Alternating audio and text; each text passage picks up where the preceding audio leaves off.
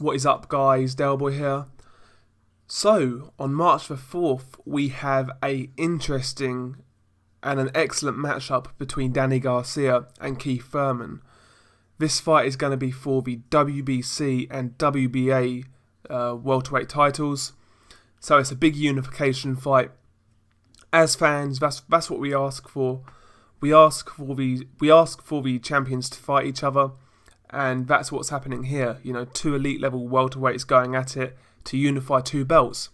So that's always a positive in my book.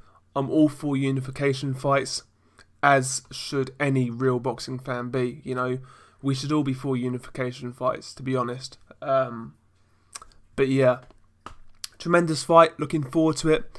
And it feels like it was only announced yesterday that it got made. But it's come around really quickly, and it's only 2 weeks away now as I make this video. But, and I've been back and forth in this fight for so long now. I feel like I've picked against Danny Garcia way too much. And I feel like I've kind of not underrated Keith Thurman, but I'm still not sure how good he was, or how good he is, sorry. He did impress me in the Sean Porter fight, but at the same time, he did show vulnerabilities, and he's definitely got things to work on, as do both guys. But it's an interesting style matchup. Obviously, in terms of Danny Garcia, we know his MO. He's a guy who's a mid-range counterpuncher, particularly of those hooks. He has got a good jab and a good right hand when he uses it. He can counter that right hand, but his bread and butter is that left hook counter. But as I said, his jab is quite efficient, and his right hand is fairly educated. You know, the way he boxes is not basic, but fundamentally sound. The way he sort of throws his punches, the way he creates openings and lands those counters. I've seen some people say Danny Garcia is just almost a brawler type fighter, but I don't see him like that. I think he's a little more subtle than people give him credit for. As I said, he's a counterpuncher.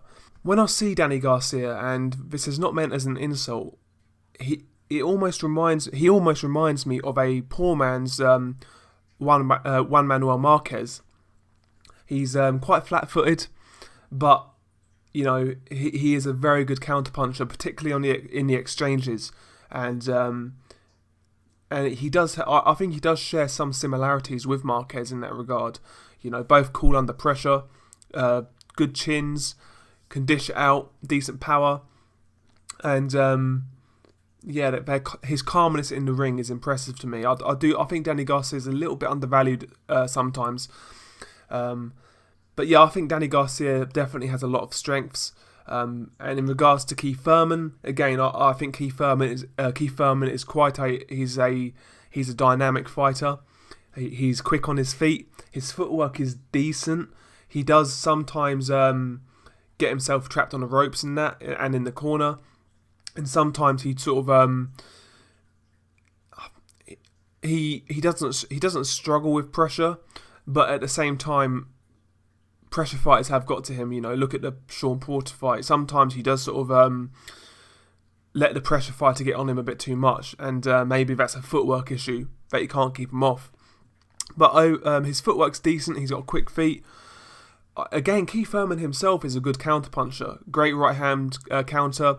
It comes out of nowhere and really catches fighters off guard. I feel like his left hook is developing as well. I mean, we saw that in the Sean Porter fight in the exchanges.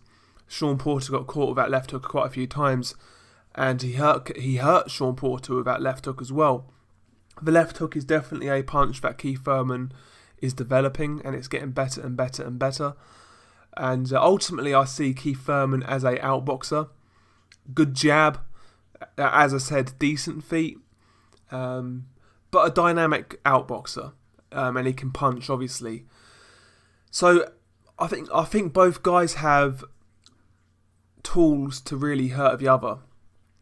I've seen Danny Garcia and his team come out in interviews and say, well, you know, it's no secret that we're going to target the body, and there's a growing belief that Keith Thurman's weakness is bodywork.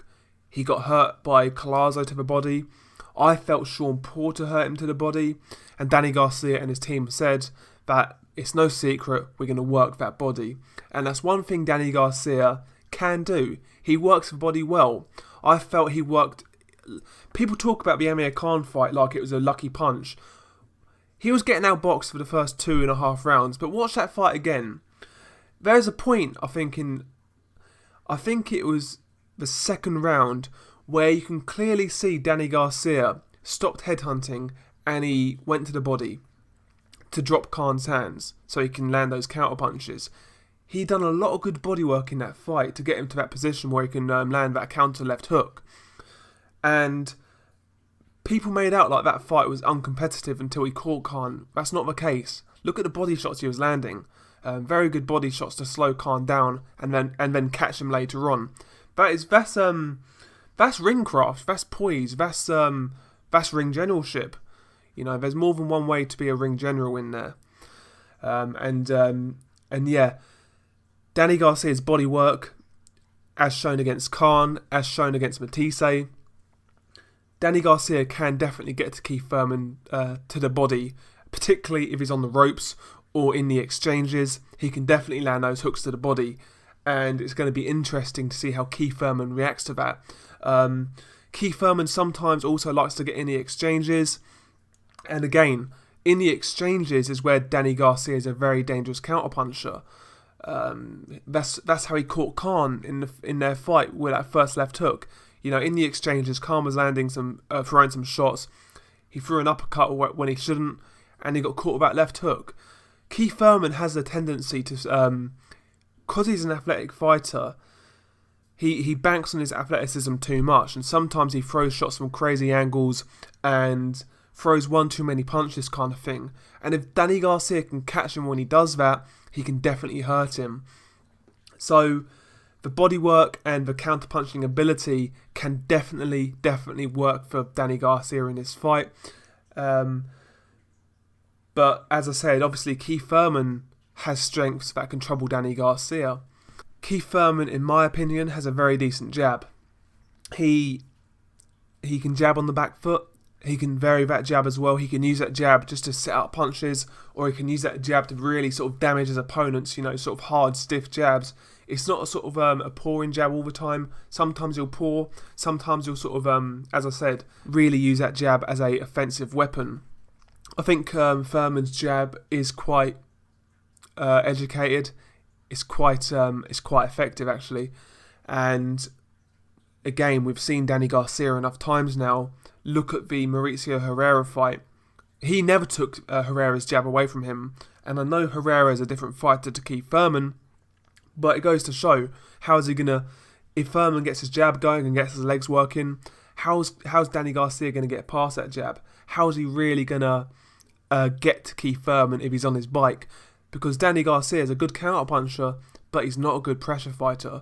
So if Keith Thurman starts well in those first couple of rounds, gets that jab going, picks up early rounds, how does Danny Garcia get himself back into the fight? That's an interesting question to me, because I rate Danny Garcia, but when I saw him against Herrera, when I saw him against Lamont Peterson, he was struggling in those fights, but he never really made adjustments. The only fight where I saw him make an adjustment was the Khan fight, as I said, with the body shots. But the other two fights, when he was really struggling against Herrera and Peterson, he never really had any answers for what they were doing. So should Keith Thurman use that jab and use his legs, like I think he will do, I'm not sure how Danny Garcia solves that puzzle. I'm not sure how he does it, because Danny Garcia is not a reckless fighter. He's not. Maybe he will get more reckless as the fight goes on and he's losing on points. Maybe that will happen, but I'm not sure. But yeah, ultimately, as I said, I think both guys have strengths that can affect the other. But I've got a feeling that Keith Thurman is going to put it together on the night. He's going to use that jab, he's going to use his legs, and he's going to build an early lead. As the fight wears on, I think it's going to get more and more competitive. as Keith Thurman's legs slow down. I think Danny Garcia will find him an easier target. He'll definitely, I think he can definitely rough Thurman up sometimes to that body and hurt him. But I expect Keith Thurman in this fight to come through it and either win a late stoppage or a competitive points win. I think both guys are going to have their moments, but I just feel that the legs and the jab of Keith Thurman is going to be a little too much. I think Keith Thurman, to me, from what I've seen, I think Keith Thurman has flaws, but Keith Thurman has shown ability to adjust on the fly like he did against Sean Porter. There's some rounds where he didn't look that good actually, when Porter really started to maul him, but Keith Thurman always sort of found a way to, tame Sean Porter's aggression. So I do think Keith Thurman is going to win this fight, either a points decision or a late stoppage. But I'm picking Keith Thurman. But it's a pick that I'm not confident in, and it's a pick that I'm probably going to second guess tomorrow. But what do you guys think of this fight? I think it's a tremendous fight. But yeah, tell me what you guys think. Peace.